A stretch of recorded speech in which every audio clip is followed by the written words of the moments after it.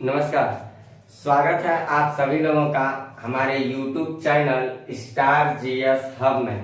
हम लोग अपने इस चैनल के माध्यम से ज्योग्राफी विषय की बातचीत कर रहे थे और ज्योग्राफी विषय में आज जो हम लोगों का टॉपिक चलेगा वो अक्षांश, देशांतर और अंतरराष्ट्रीय तिथि रेखा तथा मानक समय पर होगा। तो ये चैप्टर थोड़ा एक बड़ा होगा, इसमें हम लोगों को अलग अलग करके पढ़ना रहेगा। एक तो अक्षांश रेखा समझेंगे हम लोग क्या है, एक देशांतर रेखा समझेंगे क्या है, एक समझेंगे हम लोग अंतरराष्ट्रीय तिथि रेखा क्या होती है, और फिर हम लोग देखेंगे रीजनल टाइम मानक समय क्या होते हैं। उन मानक समय लोकल टाइम पे भी बातचीत किया जाएगा। तो मैं आपको पहले सरसरी निगाह से अक्षांश क्या होते हैं, देशांतर क्या होते हैं और अंतरराष्ट्रीय तिथि देशांतर रेखाएं क्या होते हैं, इनके बारे में रूबरू करा रहा हूँ। अभी उसको मैं एक एक को ओपन कर करके मैं बता रहा हूँ, कैसे मैं बताऊंगा। जरा यहाँ गौर करिएगा आप हमारी बातों को। सपोज करिए जो ग्लोब है, जो पृथ्वी है, इस पृथ्वी को अगर हम लेते हैं तो हम लोगों के समक्ष कुछ तीन तरह की आकृतियां आती हैं। एक यहाँ मैंने ए ले लिया, पृथ्वी ए, यहाँ पे मैं बना दे रहा हूँ, इसको मैं रख दे रहा हूँ, ये बी है, और यहाँ मैं रख दे रहा हूँ सी है। ठीक, यहाँ मैं रख दे रहा हूँ सी है। तो जो ग्लोब है इसको दो बराबर भागों में, एक उत्तर से पूर्व से पश्चिम की तरफ और एक उत्तर से दक्षिण की तरफ काटती है लाइन। तो जो पूर्व से पश्चिम की तरफ लाइन काटती है, ऐसे जो से पश्चिम की तरफ लाइन काटती है, पूर्व से पश्चिम की तरफ, इसको हम लोग बोलते हैं अक्षांश रेखाएं। इसको हम लोग बोलते हैं अक्षांश रेखाएं। ये जो रेखाएं हैं इसको हम लोग बोलते हैं अक्षांश रेखाएं। और जो उत्तर से दक्षिण की तरफ ऐसे काटती हैं, ऐसे, इसको हम लोग बोलते हैं देशांतर रेखाएं। तीनों को मैं अभी ओपन करके एक एक के बारे में आपको बताऊंगा। यानी पूर्व से पश्चिम की तरफ, यहाँ मैं ओपन कर रहा हूँ, ये पूर्व से पश्चिम की तरफ खींची गई जितनी सारी रेखाएं होंगी, इन रेखाओं को हम लोग क्या कहेंगे, अक्षांश रेखाएं। तो ये कौन कौन सी रेखाएं होती है भी हम ओपन करके बता रहा हूँ। और उत्तर से दक्षिण की तरफ खींची गई ऐसे जितनी सारी रेखाएं होती हैं, इनको हम लोग क्या कहेंगे, देशांतर रेखाएं। बस मैं आपको ये बताया हूँ कि अक्षांश, ये मेरी कंप्लीट पृथ्वी है, उस पृथ्वी पे एक रेखा, यहाँ अक्षांश को मैं बताया क्या होता है, और एक मैंने यहाँ पे बताया देशांतर क्या होते हैं। बस मैंने यही अभी किया, कुछ नहीं किया। तो हम लोग क्या करेंगे, पहले इसको पढ़ेंगे, अक्षांश क्या होता है, फिर हम लोग पढ़ेंगे देशांतर क्या होते हैं, उसके बाद मैं बताऊंगा अंतरराष्ट्रीय तिथि रेखा क्या होता है और मानक समय क्या होता है। पहले हम लोग अक्षांश रेखा को पढ़ेंगे, फिर हम लोग देशांतर रेखा को पढ़ेंगे, उसके बाद मैं बताऊंगा कि अंतरराष्ट्रीय तिथि रेखा क्या होता है और मानक समय क्या होता है। तो बिना लेट किए मैं अपनी क्लास को कंटिन्यू करता हूं। पहले अक्षांश रेखा, आज हम लोगों की जो क्लास चलेगी वो अक्षांश रेखाओं पे चलेगी। तो हम लोग चलते हैं शुरू करने अक्षांश रेखाओं को। तो हम लोग अक्षांश रेखा को आज देख लेते हैं। अक्षांश रेखाओं को हम लोग आज देखने चल रहे हैं। अक्षांश रेखाओं के बारे में करते हैं हम लोग बातचीत। ठीक, तो अक्षांश रेखा को समझने के लिए पहले मैं आपको एक ग्लोब के माध्यम से बताऊंगा। एक ग्लोब के माध्यम से सबसे पहली बात तो हम लोगों को, मैं यहाँ एक ग्लोब बना ही दे रहा हूँ। एक पृथ्वी को ले रहा हूं मैंने यहाँ पृथ्वी को ले लिया और इसके मध्य भाग में मैं एक लाइन ले लिया जिसको हम लोग बोलते हैं 0 डिग्री अक्षांश रेखा। 0 डिग्री अक्षांश रेखा। अब मेरी बात को जरा गौर से समझिएगा। सबसे पहले मैं ये बता रहा हूं, हर कोई कहता है कि पृथ्वी पे खींची गई पूर्व से पश्चिम ऐसे जो खींची गई रेखाएं होती हैं अक्षांश रेखाएं होती हैं, लेकिन उसका निर्धारण कैसे करेंगे कि पूर्व से पश्चिम में जो अक्षांश होती है वो कितने डिग्री की अक्षांश रेखाएं होंगे। पहले मैं ये क्लियर कर देता आपको, फिर मैं अक्षांश रेखाओं से संबंधित सारी बातों को मैं एग्जाम के नजरिए से आपको बता देता हूँ। तो हम लोग क्या करेंगे, एक हाफ पृथ्वी ले लेंगे, एक हाफ हम लोगों ने पृथ्वी ले लिया और इस हाफ पृथ्वी को हम लोग काट देते हैं। ये पृथ्वी कंप्लीट है, सपोज करिए इसको काट दिया है। ठीक, अब पृथ्वी का मान लीजिए ये सेंटर पॉइंट होगा, क्योंकि कंप्लीट पृथ्वी हमने लिया। ये क्या होगा, इसका सेंटर पोजीशन होगा। मान लीजिए यहाँ एक पृथ्वी है, मान लीजिए यहाँ एक पृथ्वी है, तो ये इसका परिधि होगा, परिधि, ये परिधि है, और ये इसका केंद्र है, सेंटर है, केंद्र। तो परिधि से सेंटर तक एक रेखा ले लीजिए, और सेंटर से किसी भी एंगल का कोण अगर गुजारते हैं, किसी भी एंगल का अगर कोण गुजारते हैं, तो जितने एंगल डिग्री का केंद्र पे कोण बनता है, जितना डिग्री का केंद्र पे कोण बनेगा, उतना ही डिग्री की वो अक्षांश रेखा कहलाएगी, उतना ही डिग्री की। यानी कि यहाँ से मान लीजिए मैंने 10 डिग्री अक्षांश, 10 डिग्री का क्या किया, ये हमारी एक रेखा है, और यहाँ से मैं 10 डिग्री कोण को ऊपर ले लिया, 10 डिग्री को हमने क्या किया, 10 डिग्री कोण बना दिया। इसी पे यहाँ कितना एंगल मैंने बनाया, 10 डिग्री। तो जो 10 डिग्री कोण मैंने बनाया, यहाँ पे मैं एक काल्पनिक रेखा ले लूंगा। यहाँ पे हम क्या करेंगे, एक काल्पनिक रेखा ले लेंगे जो हमारा 10 डिग्री आया है। तो ये 10 डिग्री जो काल्पनिक रेखा हमने लिया है, इसको हम बोलेंगे 10 डिग्री अक्षांश रेखा। 10 डिग्री अक्षांश रेखा। क्या हमारा बात समझे आप? हम आपको ये बता रहे हैं कि परिधि से लेकर के सेंटर के बीच में जितने डिग्री का एंगल कोण केंद्र पे बनेगा, केंद्र पर, इस पृथ्वी के केंद्र पे जितने डिग्री एंगल का कोण बनेगा, उतना ही डिग्री का अक्षांश रेखा खींचा जाएगा। तो इस पे हम ऐसे 10 डिग्री खींचे, ऐसे 20 डिग्री, 30 डिग्री निकालेंगे, और ये हमारा एक लाइन है जब, तो यहाँ से हम फाइनली कितने डिग्री एंगल का निकाल सकते हैं, यहाँ से यहाँ तक लेके चलेंगे तो हमको टोटल 90 डिग्री एंगल का कोण मिलेगा, 90 डिग्री का। और इस पे जब मैं एक लाइन लूंगा, तो यहाँ एक लाइन नहीं होगा बल्कि एक पॉइंट होगा, और इसको ला के मैं ऐसे अगर मिला दिया, यहाँ एक पॉइंट था, यानी कि इसको हम बोलेंगे 90 डिग्री का अक्षांश रेखा। ये 10 डिग्री हमने लिया ना, मान लीजिए यहाँ से मैं एक 20 डिग्री का बना दिया, 30 डिग्री बना दिया, 60 डिग्री बना दिया, 80 डिग्री बना दिया।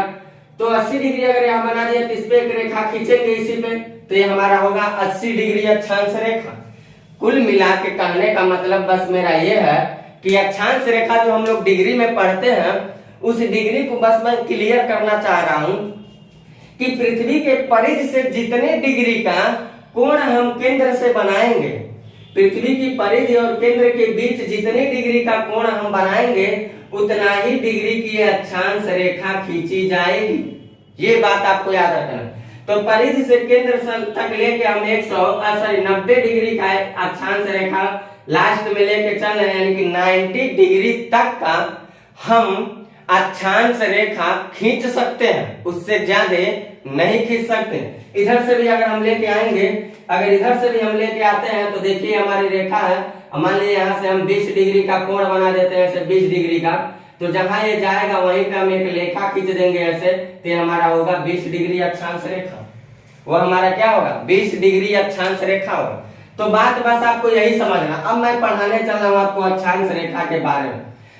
अक्षांश रेखाएं क्या होती हैं, पहले इसको हम लोग समझ लेते हैं, ये पहले हम आपको बता देते हैं अक्षांश रेखाएं क्या होती हैं। तो पहले मैं आपको अक्षांश रेखाएं यहाँ मैं ले लेता हूँ 10 डिग्री, 20 डिग्री, 0, 10, 20, 30, ऐसे dot dot dot dot dot dot करके हम आएंगे यहाँ लास्ट में 90 डिग्री तक आएंगे। ऐसे नीचे भी चलेंगे 0, 10, 20, यानी 1, 2, 3, 4, 5, 6, 7, 8 ऐसे करके 30, 40, 50, 60 डॉट डॉट डॉट करके 90 डिग्री एंगल तक हम नीचे चलेंगे। ठीक, इस पे हम 3 लाइन महत्वपूर्ण होते हैं, तो उन 3 लाइन को पहले खींच लेता हूं। एक मैं खींच लेता हूं 23.5 डिग्री, और एक खींच लेता हूं 66.5 डिग्री, और ये हमारा नॉर्थ पोल। एक मैंने ले लिया 23.5 डिग्री, 23.5 डिग्री, यहाँ मैं 10, यहाँ 20, यहाँ 30 कर लेता, और यहाँ 40। ठीक, ऐसे 50, 60, 70, 80, 90, 100 कर लेते। ऐसे यहाँ कर लेता है हम लोग 10, 20, 30, 40 डॉट डॉट डॉट 90। तो यहाँ मैं एक रेखा ले लेता 23.5 डिग्री, और यहाँ ले लेता 66.5 डिग्री, और ये हम लोगों का साउथ पोल, ये हम लोगों का साउथ पोल। ठीक, जरा बातों को हमारे समझिएगा, बातों को जरा समझिएगा। अक्षांश रेखाएं क्या होते हैं? सबसे पहला ग्लोब पर खींची गई पश्चिम से पूर्व की दिशा में जितनी सारी रेखाएं होंगी, ये सारी रेखाएं अक्षांश रेखाएं कहलाती हैं। ये अक्षांश रेखाएं जो होती हैं, ये अक्षांश रेखाएं 0 डिग्री से लेकर 90 डिग्री तक के विस्तार में पाई जाती हैं। और एक अक्षांश रेखा को अगर खींचा जाएगा तो पृथ्वी के परिधि से लेकर के केंद्र के बीच में जितने डिग्री का हम एंगल बनाएंगे उतना ही डिग्री का अक्षांश रेखा खींचा जाएगा। अगर मैं यहाँ 20 लिखा हूँ, 20 डिग्री अक्षांश रेखा, तो इस केंद्र से लेकर के यहाँ तक हम 20 डिग्री का यहाँ एंगल बनाए होंगे।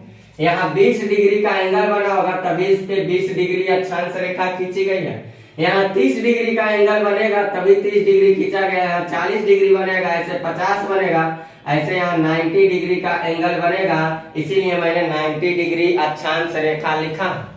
इतनी बात को आप समझ पा रहे हैं कि नहीं? अब आप हमारी क्लास को आगे देखते चलिए। परीक्षा के संदर्भ में पूछे जाने वाले सवालों पे करते हैं बातचीत आपसे। तो सबसे पहला तो इसमें हम लोगों को ये देखना है, सबसे पहली बात तो इसमें ये देखना है कि पृथ्वी पर पश्चिम से पूर्व की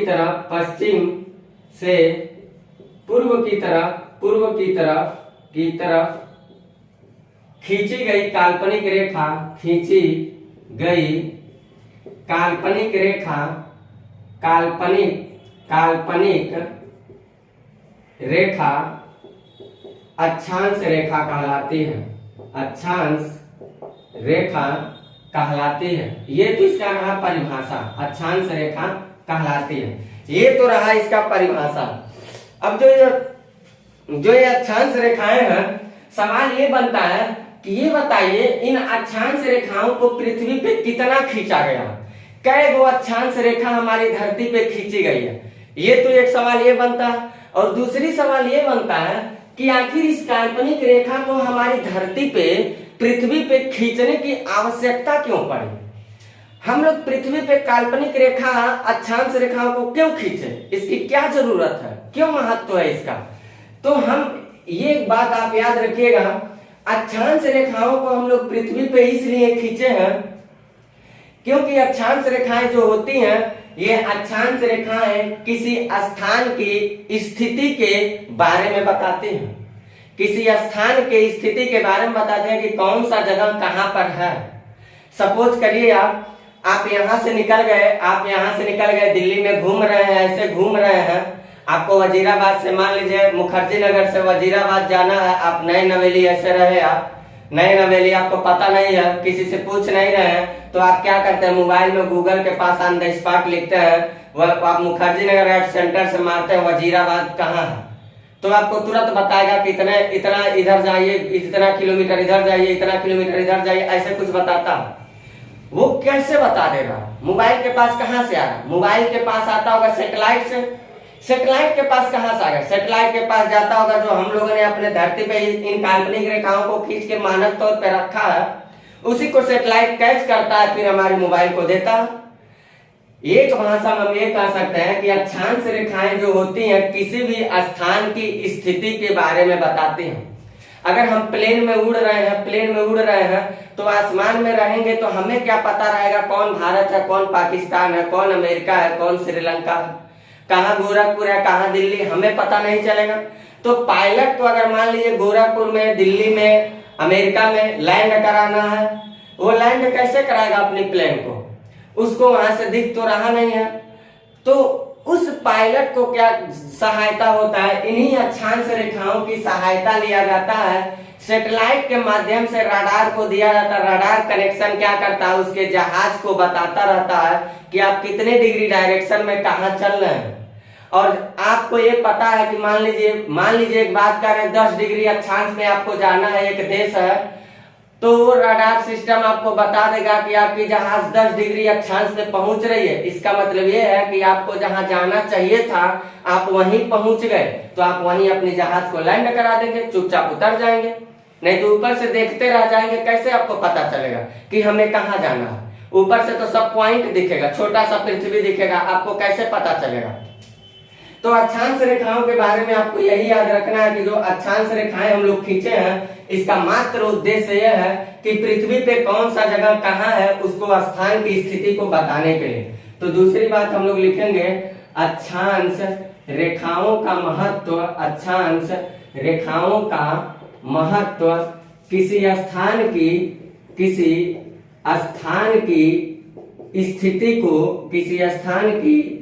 स्थिति को बताने के लिए खींचा गया है, बताने के लिए खींचा गया। और ये याद रखिएगा, ये सब काल्पनिक रेखाएं हैं, वास्तविक नहीं है। तीसरी बात, अक्षांश रेखा से आपको क्या जानना और एग्जामिनर क्या टारगेट कर सकता है।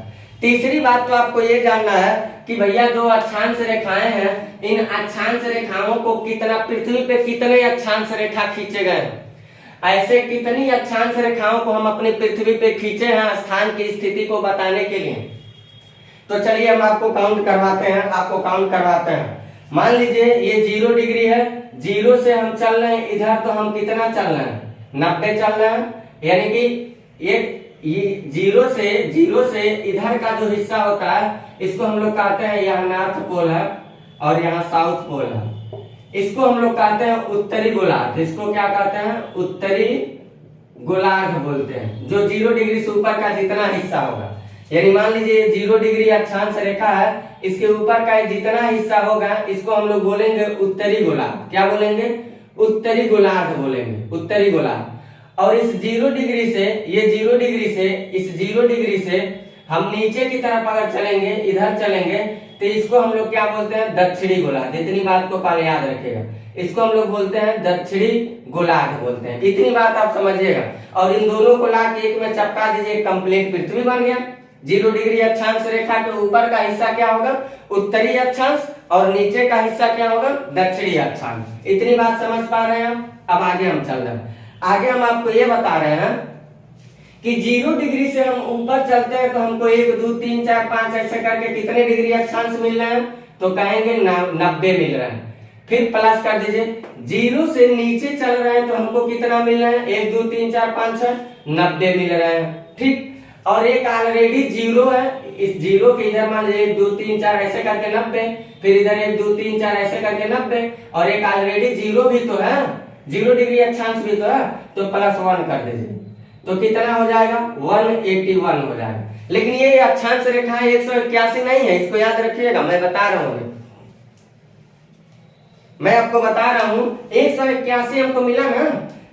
यहां से जब हम 0 से चले 1 2 3 4 5 6 7 8, यहाँ जो 90वां जगह पे आए थे, और इधर 1 2 3 4 करके जो 90वां जगह पे आए हैं, ये दोनों कोई रेखा नहीं है, एक पॉइंट है। क्या है, एक पॉइंट है। तो इधर नॉर्थ वाले से 1 हमको घटाना है और साउथ वाले से हमको 1 घटाना है। कुल मिला के हम कितने घटा देंगे, इसमें से 2 घटा देंगे। तो हम क्या करेंगे, 181 में से 2 घटा देंगे तो कितना मिलेगा हमको, 179 मिलेगा। यानी आपसे कोई कहेगा कि पृथ्वी पे कितनी अक्षांश रेखा खींची गई है, तो आप एक शब्द में कहिएगा 179 खींची गई। 179 अक्षांश रेखाएं पृथ्वी पर खींची गई हैं काल्पनिक रूप से। जो अक्षांश रेखाएं स्थान की स्थिति को बताती हैं और ये धरातल पे पश्चिम से पूर्व की दिशा में खींची गई हैं। इतनी बात को आपको याद रखना। ये बात आप समझ पाए कि नहीं। 0 से 1 2 3 4 करके 90 गए तो मैंने 90 लिख दिया, फिर 0 से 1 2 3 4 90 आए तो 90 लिख दिया। एक ऑलरेडी 0 वाला रेखा था तो मैंने 1 कर दिया, 181 हुआ। लेकिन जो 90वां लाइन था, जो 90वां हम लाइन मान रहे थे, ये 90वां लाइन नहीं था बल्कि एक पॉइंट था, एक पॉइंट था। तो एक पॉइंट ऊपर से हम नीचे कर देंगे, एक बिंदु था न कि रेखा था, और एक नीचे से हम लेस देन कर देंगे। तो 2 बिंदु को हम लेस देन कर दिए तो हमें कितना मिला, 179 मिला। यानी कि तीसरी बात हम लोगों को अगला ये लिखना है कि पृथ्वी पर कुल 179 अक्षांश रेखाएं खींची गई हैं। 179 अक्षांश रेखाएं खींची गई हैं। इस बात को आपको याद रखना। अब हम लोग देखने चल रहे हैं कि जो हमारी पृथ्वी है उसमें जो अक्षांश रेखाएं खींचे गए हैं, वो अक्षांश रेखाएं 2 अक्षांशों के बीच दूरी कितनी रखी गई है। दो अक्षांश रेखाओं के बीच कितनी दूरी तय की गई है। सपोज करिए, मान लीजिए यहाँ पे मैं एक ग्लोब जैसा फिर बनाता हूँ। सपोज करिए यहाँ पे मैं एक ग्लोब लिया, यहाँ पे हमने क्या लिया, एक ग्लोब लिया, थोड़ा बड़ा कर देता हूँ, एक पृथ्वी बनाया मैंने यहाँ, ये सपोज करिए एक पृथ्वी है, ठीक। अब आपको यहाँ क्या देखना है, यहाँ आपको ये देखना है दो अक्षांशों के बीच के मैंने दूरी का आपको बताने के। तो ये हमारा क्या है, ये हमारा 0 डिग्री अक्षांश रेखा। अब ये कैसे तय होगा, 1 डिग्री अक्षांश जो रेखा होता है, पहले हम ये तय करें कि 1 डिग्री अक्षांश रेखा को कैसे खींचा जाता है। 2 डिग्री कैसे खींचा जाता है, 3 डिग्री कैसे, 4 डिग्री ऐसे, 90 डिग्री कैसे हो रहा है, तब हम बता पाएंगे कि 0 से लेके 1 के बीच में कितना डिस्टेंस होगा। तो बात समझिएगा, अभी हमने आपको बताया था कि यहां से लेकर के हम पृथ्वी के कहां तक आएंगे, केंद्र तक चलेंगे, पृथ्वी के केंद्र तक चलेंगे। और केंद्र से हम क्या करेंगे, परिधि से, इस परिधि से केंद्र के बीच में जितने डिग्री का एंगल बनेगा उतनी डिग्री अक्षांश रेखा खींची जाएगी। तो 1 डिग्री अक्षांश रेखा को अगर खींचना होगा तो कितने डिग्री एंगल का कोण लेना पड़ेगा हमें, 1 डिग्री। यहां से हम 1 डिग्री एंगल का ऐसे कोण खींचेंगे। मान लीजिए 1 डिग्री हमने कोण खींचा। सपोज करिए ये 1 डिग्री कोण मैंने बना दिया यहाँ पे 1 डिग्री। तो यहाँ जो 1 डिग्री मैं यहाँ से लेके यहाँ तक जो 1 डिग्री बनाया है, इसी पे हम एक काल्पनिक रेखा खींचेंगे, ऐसे एक काल्पनिक रेखा खींचेंगे। और इस काल्पनिक रेखा को क्या कहेंगे, 1 डिग्री अक्षांश रेखा बोलेंगे, 1 डिग्री अक्षांश रेखा।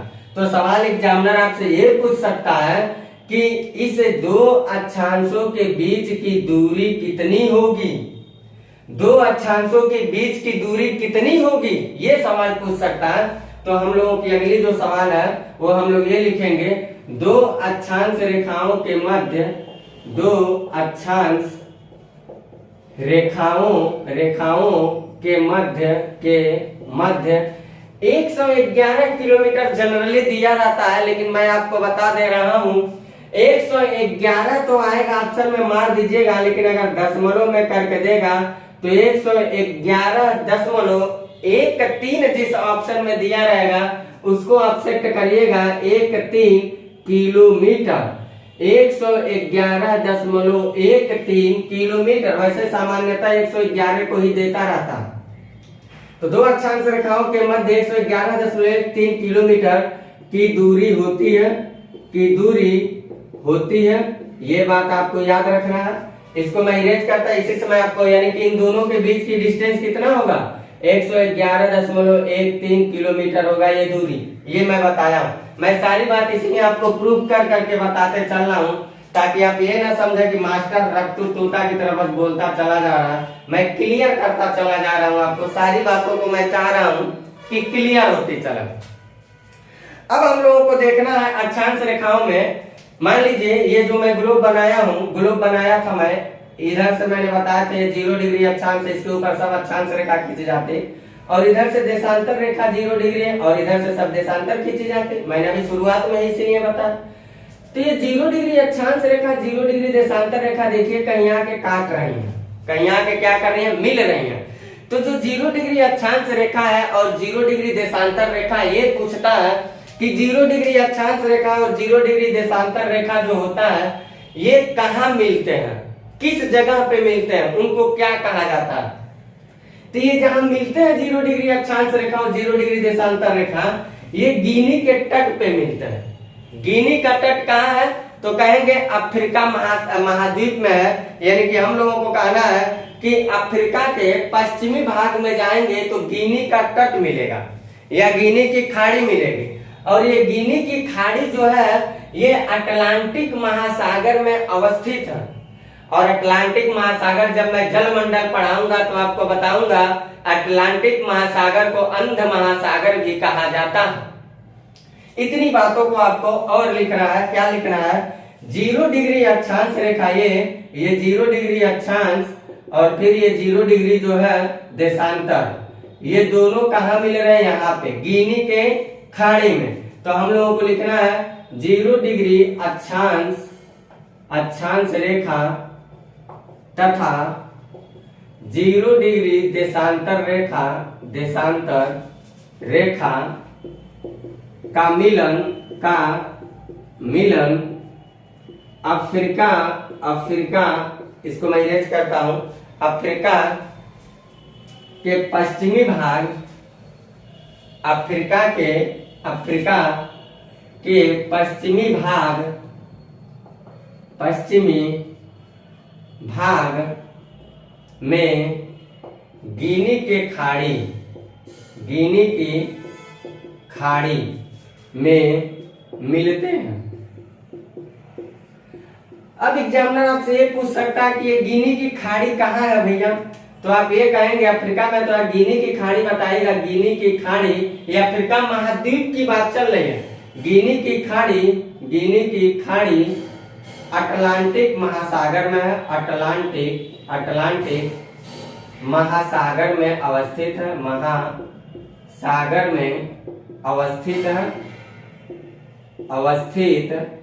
अटलांटिक महासागर में अवस्थित है। ये अटलांटिक जो महासागर है, इस अटलांटिक महासागर को एक अन्य नाम से जाना जाता है। वैसे मैं जलमंडल पढ़ाऊंगा तो आपको बताऊंगा भी, तो यहाँ लिख भी लेते हैं। अटलांटिक महासागर को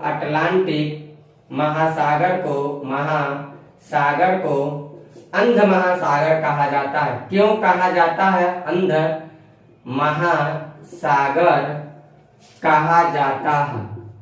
जलमंडल पढ़ाते समय मैं इसकी सारी रहस्य की बात को बताऊंगा, आप बिल्कुल निश्चिंत रहिएगा। अक्षांश रेखाओं के संदर्भ में आपको एक और सबसे महत्वपूर्ण बात सवाल बन के आता है, जो स्टेट पीसीएस में 2 से 3 बार पूछा जा चुका है। वो सवाल ये है, कहता है एग्जामिनर की पृथ्वी पर बृहत वृत्त रेखा किस डिग्री अक्षांश रेखा पर खींची जा सकती है? ऑप्शन देता है कर्क रेखा, ऑप्शन देता है भूमध्य रेखा, ऑप्शन देता है मकर रेखा, ऑप्शन देता है आर्कटिक रेखा। तो बृहत वृत्त रेखा क्या होता है? बृहत वृत्त किस पे बनाया जा सकता है? तो मेरी बात को फिर ध्यान से देखिएगा। 0 डिग्री अक्षांश रेखा क्या है? ये मान लीजिए 0 डिग्री, इसके ऊपर अगर हम चलेंगे 0 के ऊपर, तो सब रेखाएं क्या होंगी? छोटी होती जाएंगी और लास्ट में 90 के पास पहुंचेंगे तो पॉइंट बन जाएगा, ऐसे बिंदी बन जाएगा। फिर 0 डिग्री से नीचे आएंगे तो सब रेखाएं छोटी होती चली जाएंगी और नॉर्थ पोल साउथ पोल पे जब आएंगे तो फिर ऐसे एक पॉइंट बन जाएगा। इस बात को मान रहे हैं? तो यानी कि इसके ऊपर हम जैसे चलेंगे तो रेखाएं क्या होंगी? सब रेखाएं छोटी होती चली जाएंगी और एक समय आएगा पॉइंट बन जाएगा। यानी कि नीचे जैसे हम चलेंगे तो सब रेखाएं क्या होंगी? छोटी होती चली जाएंगी और एक समय आएगा तो पॉइंट हो जाएगा। और इसी को हम लोग क्या करेंगे, ऐसे वृत्त के रूप में अगर बना लेते हैं, ऐसे वृत्त के रूप में बना लेते हैं और ये सारी रेखाओं को हम अगर मिला देते हैं, तो आप खुद बताइए कि सबसे बड़ा रेखा और यहाँ पॉइंट हो गया। आप खुद बताइए कि पृथ्वी पे पूछ रहा है कौन सा ऐसा रेखा है जो सबसे बड़ा वृत्त बना सकता है। तो जो 0 डिग्री अक्षांश रेखा है साहब, ये 0 डिग्री अक्षांश रेखा सबसे बड़ा वृत्त बनाया। अगर मैं 0 से ऊपर किसी रेखा को लेता हूं तो 0 से वो छोटा होगा, ये थोड़ा छोटा होगा, तो इस पे हम अगर वृत्त बनाएंगे तो थोड़ा छोटा वृत्त बनेगा।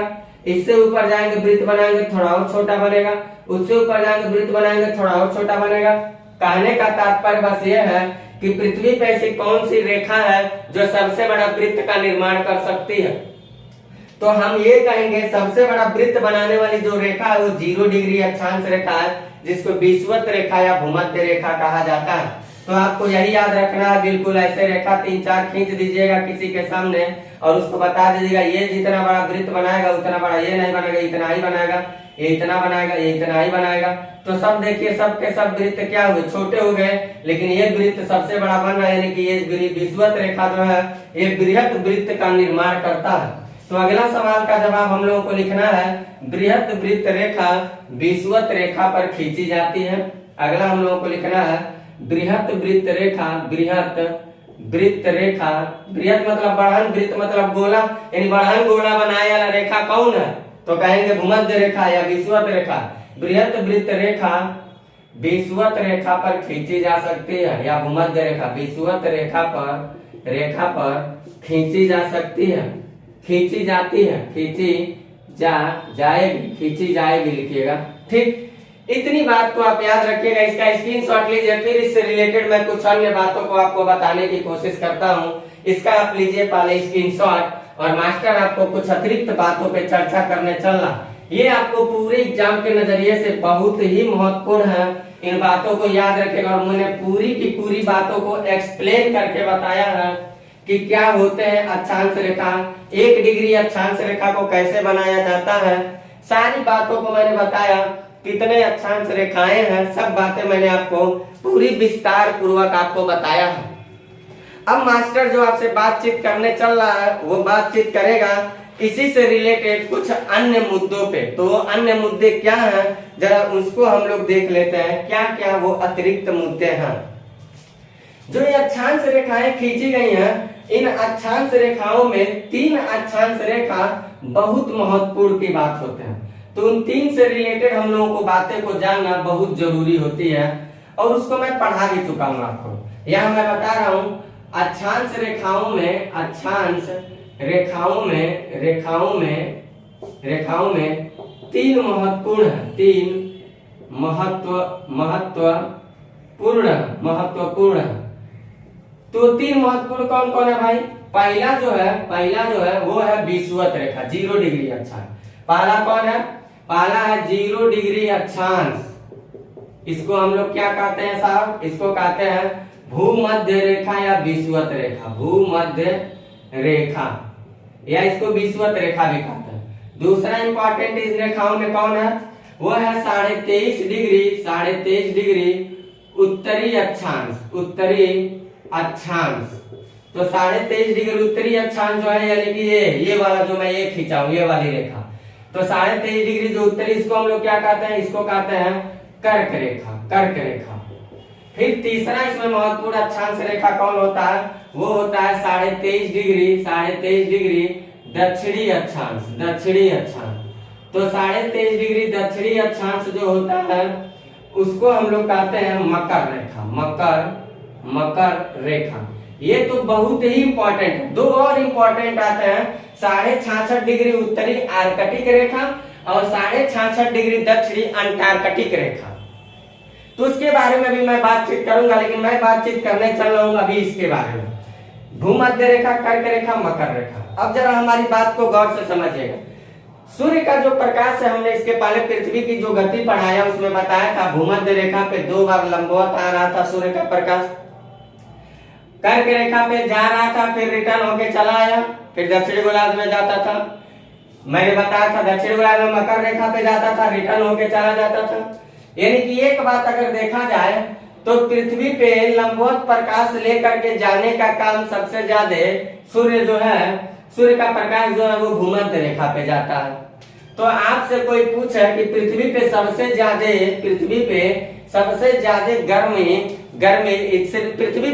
ज्यादा एनर्जी को, प्रकाश को कंज्यूम कहाँ किया जाता है सबसे ज्यादा?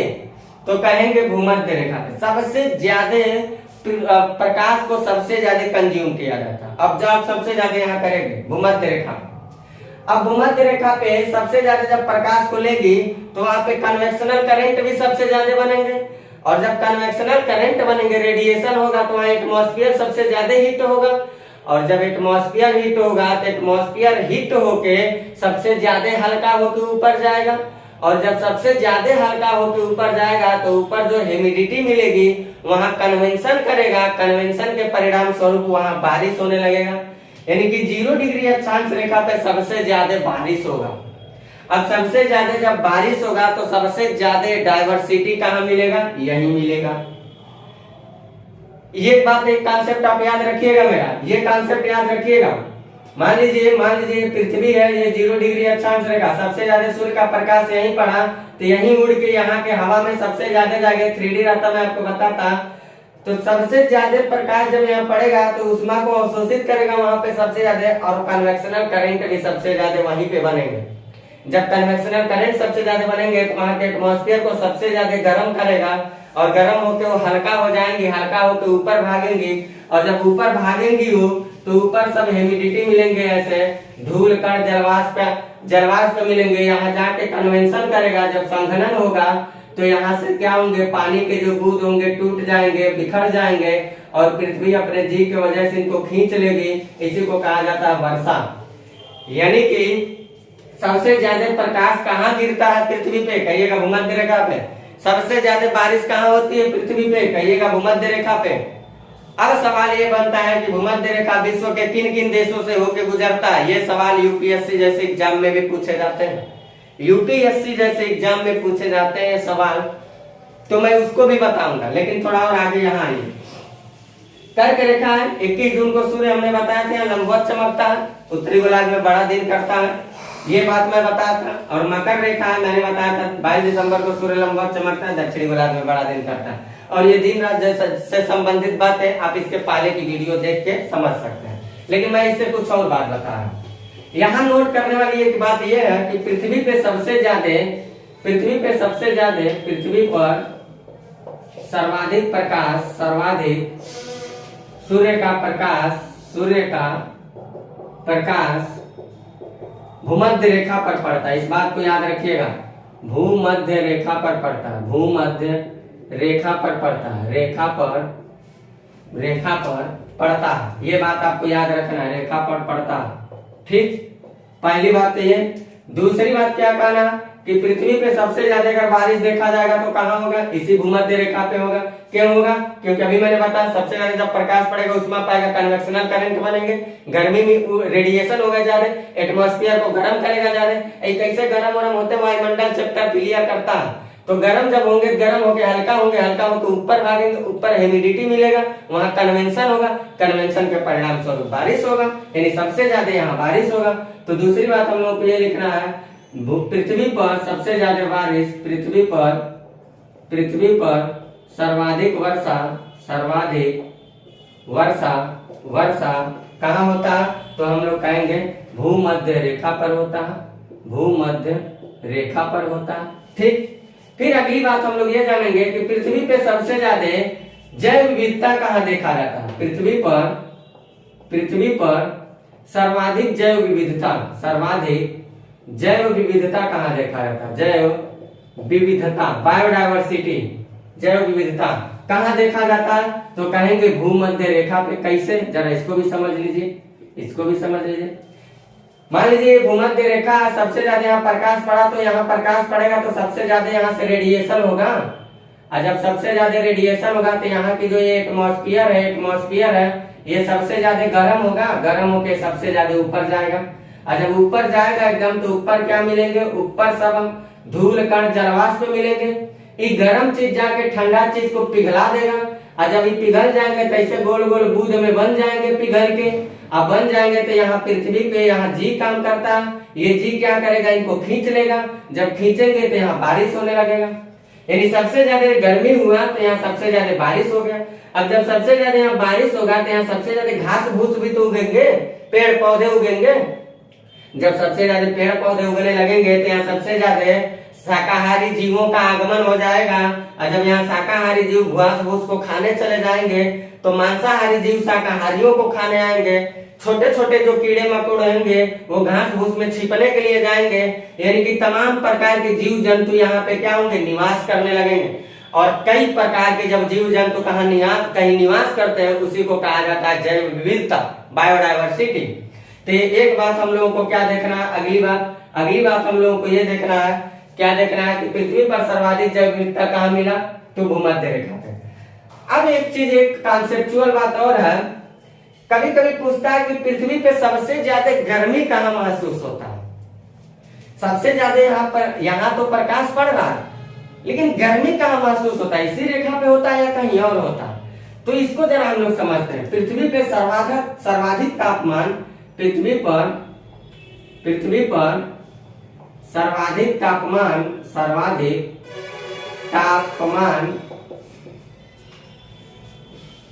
पृथ्वी पर सर्वाधिक तापमान कर्क रेखा पर महसूस किया जाता है। कर्क रेखा काहे ऐसा होता है, कर्क रेखा पर महसूस होता है। ऐसा क्यों होता है भाई, जरा इसको देख लेते हैं। हम लोग विश्व में आते हैं, विश्व के नजरिए से। अगर विश्व के नजरिए से हम लोग आते हैं तो कुछ ऐसे ही हम लोगों को मान लीजिए मान लीजिए एशिया है, ये 23.5 डिग्री रेखा है, और ये जो है 0 डिग्री रेखा है, और ये मान लीजिए मकर रेखा या अफ्रीका महाद्वीप है। ठीक, तो इधर सबसे ज्यादा 0 डिग्री के नीचे आएंगे, इधर सबसे ज्यादा जलीय क्षेत्र मिलेंगे, जलीय क्षेत्र मिलेंगे। ठीक, इधर आएंगे हम 0 डिग्री पे आएंगे, यहाँ 0 डिग्री पे 23.5 डिग्री दक्षिणी है, 23.5 डिग्री दक्षिणी यानी कि मकर है, और ये 23.5 डिग्री उत्तरी है, 23.5 डिग्री उत्तरी है यानी ये कर्क है। बात जरा गौर से समझिएगा। यहाँ तो हमने देख लिया सबसे ज्यादा प्रकाश तो इसी पे पड़ रहा, तो गर्मी सबसे ज्यादा यही होना चाहिए, लेकिन यहाँ नहीं होता। क्यों नहीं होता? क्योंकि यहाँ से कन्वेक्शनल करंट बन के गर्मी ऊपर जाती है और फटाक दे बारिश हो जाएगी, बारिश होकर सब गर्मी को ठंडा कर देते हैं। ठीक, ये जो मकर रेखा वाला क्षेत्र है सबसे ज्यादा जलीय क्षेत्र है, तो यहाँ जल होने के नाते जल तेजी से देर से गर्म होते हैं, देर से ठंडा होते हैं। तो ये गर्म होते होते होंगे, उसके बाद ये ठंडा होते होते होंगे, तो बहुत ज्यादा गर्मी या बहुत ज्यादा ठंडा का आभास नहीं कर पाते, तब तक सूर्य अपना एक राउंड फिर मार लेता। ये जो है ये बहुत ज्यादा रेगिस्तानी क्षेत्रों से गुजरते हैं, रेगिस्तानी और मैदानी क्षेत्रों से गुजरती है ये रेखा, बहुत ज्यादा रेगिस्तानी मैदानी क्षेत्रों से गुजरते हैं। तो स्थल जो है यहाँ गर्मी भले कम, सूर्य का प्रकाश भले ही कई बार आता, लेकिन कन्वेक्शनल करंट बनाएगा, यहाँ के हवा को गर्म करेगा, गर्म करके क्या करेगा, ऑन द स्पॉट यहाँ के एटमॉस्फेयर को गर्म कर देगा, यहाँ की एटमॉस्फेयर को क्या करेगा, ऑन द स्पॉट गर्म कर देगा, और रात को यही क्या होंगे, रेडिएशन होके इसको देने लगेंगे। यानी कि कर्क रेखा जो है यहाँ बहुत इतनी गर्मी नहीं पड़ती है कि इतना ज्यादा कन्वेक्शनल करंट बनाए कि ये ऊपर जाए, कन्वेंशन होके बारिश होके, ऐसा नहीं होता। हाँ, गर्मी यहाँ कम में पड़ता है, लेकिन गर्मी को यहाँ क्या किया जाता है, बरकरार करके रखती है, क्योंकि यहाँ मैदानी और रेगिस्तानी क्षेत्र है, इसीलिए यहाँ पे गर्मी सबसे ज्यादा महसूस की जाती है। यहाँ पे होनी चाहिए लेकिन नहीं होती, क्योंकि वर्षा होके क्या करती है, उसको कांस्टेंट कर देती है, और ये जलीय क्षेत्र होने के नाते लेट से गर्म होता है, लेट से ठंडा होता है। इतनी बातों को आप समझ पा रहे हैं कि नहीं? तो अगली बात हम यहाँ लिख देते हैं, अगली बात परीक्षा की नजर से हम ये लिख देते हैं, लिख दिए पृथ्वी पे सर्वाधिक तापमान कर्क रेखा पर महसूस होता है, इस बात को आप याद रखिएगा। ठीक, अब हम थोड़ा बात करते हैं एक और मुद्दे पे, और वो मुद्दा क्या है हमारा कि भूमध्य रेखा, कर्क रेखा और मकर रेखा से किस किस जगह से कौन कौन देश की कौन कौन महाद्वीप से होकर गुजरती है रेखाएं, और किस किस देश से होकर के जाती हैं, इस पे हम लोग जरा बातचीत कर लेते हैं, किस किस महाद्वीप से होके चलते हैं। तो अक्षांश रेखाओं में भूमध्य रेखा किस किस महाद्वीप से जाती है, और उस महाद्वीप में कौन कौन से देश आते हैं, इन बातों को। मकर रेखा जो है किस किस महाद्वीप से होके जाती है, और उस महाद्वीप में कौन कौन से देश उससे टकराते हैं।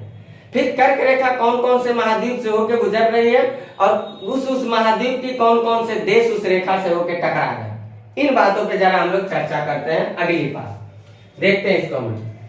विषुवत रेखा जो है हम लोग अभी देखते हैं कि विषुवत रेखा किन किन देशों से होके, किन किन महाद्वीप से होके गुजर रही है, कौन कौन से देश है। दक्षिणी अमेरिका महाद्वीप में इक्वाडोर, कोलंबिया, ब्राजील, ये महाद्वीप, ये देश याद रखिएगा। दक्षिणी अमेरिका महाद्वीप के यहाँ से होके विषुवत रेखा गुजरता है। फिर अफ्रीका में आता है, हम लोग इधर से इधर की तरफ आ रहे हैं, साओ टोम प्रिंसेप द्वीप से गुजरता है, गैबोन से गुजरता है, कांगो गणराज्य, Uganda, anyway, Somalia, Maldives, Indonesia और किरिबाती। मैंने ये लिखा, इसमें साओ टोम प्रिंसेप द्वीप, गैबोन, कांगो गणराज्य, युगांडा, एनिया और सोमालिया तक की बातों को आप यहाँ से यहाँ तक की बातों को लिखिएगा। ये किस देश से टकराती है, तीर बनाए, अफ्रीका महाद्वीप से होकर गुजरती है। एशिया महाद्वीप के 3 देश, मालदीव, इंडोनेशिया, किरिबाती से होकर गुजरती है। तो ये 13 जो देश हमने लिखा है, यहाँ से विषुवत रेखा होके गुजरती है। यूपीएससी जैसे एग्जाम में यहाँ से सवाल उठाते रहते हैं, इस बात को याद रखिएगा। फिर हम लोग देखते हैं 23.5 डिग्री उत्तरी कर्क रेखा कहाँ से चलता है, तो उत्तरी अमेरिका महाद्वीप में देखते हैं हवाई द्वीप, मैक्सिको, वायामाला, यहाँ से होके उत्तरी अमेरिका से चलता है। अफ्रीका महाद्वीप में जब आता है तो कहाँ चलता है, हम क्या बता रहे हैं भाई, हम यही बता रहे हैं, ये वाला विषुवत रेखा पृथ्वी पे किस किस महाद्वीप से होकर गुजर रहा है। अफ्रीका में पश्चिमी सहारा, मारिजानिया, माली, अल्जीरिया, नाइजर, लीबिया, मिस्र और चाड, यहाँ से होके गुजरता है कर्क रेखा। फिर जब एशिया में आता है कर्क रेखा तो कहां कहां से गुजरता है? सऊदी अरब, यूएस से। याद रखिएगा हम लोग भारत के रहने वाले हैं तो भारत से भी गुजरता है 23.5 डिग्री उत्तरी अक्षांश। भारत के भूगोल पढ़ाते समय बताऊंगा भारत के 8 राज्य को काटता है, वो बात हम लोग वहां पढ़ेंगे। फिर बांग्लादेश, म्यांमार, चीन, ताइवान यहाँ से होके गुजरता है। इतनी जगहों से होके कर्क रेखा गुजरता। अब हम लोग देखते हैं मकर रेखा कहां से होके गुजरता है, किन किन देशों से। तो इसका आप स्क्रीनशॉट ले लीजिए, फिर मैं इसको इरेज करके आपको बताता हूं मकर रेखा कहां से होके गुजरता है। तो मकर रेखा को हम लोग देखते हैं। मकर रेखा जो हमारा है दक्षिणी अमेरिका महाद्वीप में अगर देखा जाए तो फ्रेंच पॉलिनेशिया देश हुआ, चिली हुआ, अर्जेंटीना, पराग्वे, ब्राजील यहाँ से होके गुजरता है। फिर मकर रेखा अगर दक्षिणी अफ्रीका की बात किया जाए तो नामीबिया, बोत्सवाना, दक्षिणी अफ्रीका, मोजाम्बिक और मेडागास्कर से होके गुजरता है। और ऑस्ट्रेलिया की अगर बात किया जाए तो ऑस्ट्रेलिया और टोंगा द्वीप से होके गुजरता है। इतनी बातों को इस चैप्टर से रिलेटेड आप अक्षांश रेखाओं से याद रखिएगा।